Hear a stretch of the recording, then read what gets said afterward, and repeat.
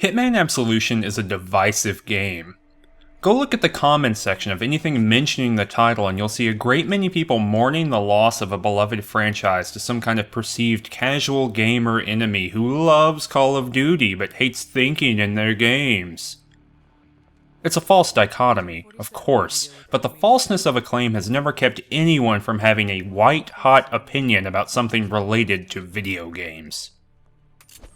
In this video I'm going to talk about some of the strengths of Hitman Absolution. Now, I don't know if I'm a fan of the game, and I'm not sure if I even like it all that much, but when I was playing it through to make this video, I was struck by how strange the whole experience is. And strangeness in games, generally, means that they are doing something unrecognizable, or unique, or interesting, when compared to other games. So I'm going to go through 3 different things that I think are really strong and interesting things that Absolution does, and that isn't to excuse anything that it doesn't do, or excuse things that it does do that I don't like, or that other people don't like. That's just some freewheeling thoughts. I like to have a thought. I like to think a thing about a game. So the first thing that Absolution does differently is widen Agent 47's world. If you're not familiar with the Hitman games, let me catch you up to speed. There is a guy named 47, and he's a composite clone who was grown in a lab. The first game in the series is about killing his makers. The second game is about killing some people related to his makers, and every game after that builds out that world more and more. Blood Money, the game that many people hold up as the pinnacle of the series, and I'm making big arm motions with my arms right now. You can't see it, but it's so serious. That game embroils 47 in government conspiracy and international incidents that see the group that he works for destroyed and reconfigured. Then, after all of that, there's the glory of Hitman Absolution. Blood Money fleshed out the world of Hitman a little. It gives you some context for 47's actions, and its plot hinges on a vast network of violence that 47 is only one little tiny arm of. Both it and Silent Assassin were about holding 2 facts in balance. On one hand, Agent 47 is a precision weapon evoked in vast political battles. And on the other hand, he's a human being who is constantly searching for his place in the world. Now, the first 2 games mostly give you the weapon approach, with a little sweetness of the humanism, but Blood Money goes hard for both of those at once. It's a full plot that really reaches as high as it can go. If Blood Money gave you the networked world of 47, then Absolution keeps the breadth of that world while drilling it down to 47 and his personal relationships. Lots of characters appear, and the nuns, or birdmen, that show up over the course of the game clearly have some kind of pre-existing relationship with 47. So instead of blowing the world up by showing us the military-industrial complex struggles of the US government, or the agency, or the various powers that be, Absolution fills out the narrative world by making its concerns incredibly small. We get new characters not because organizations are clashing, but because 47 is either becoming involved with them, or has been involved with them in the past. The second strength of Hitman Absolution is giving Agent 47 a personality.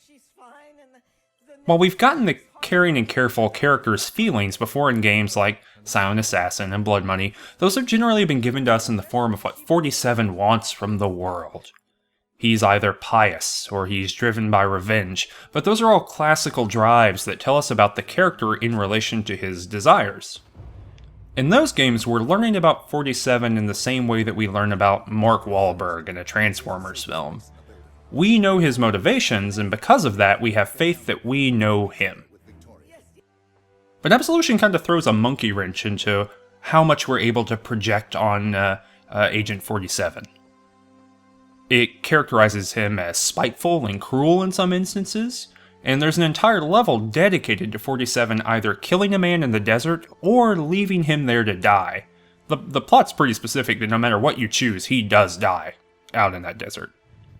In another scene, he wears a tiny tiki robe in a kitschy Hawaiian-styled hotel. In other scenes, we ride with him in what might be like a signature car. The world of Hitman has always been a little bit silly, but here the game takes it to a level that puts it into the grindhouse cinematic form. 47 becomes a strange being in a strange world, and the game never lands anywhere in particular with that.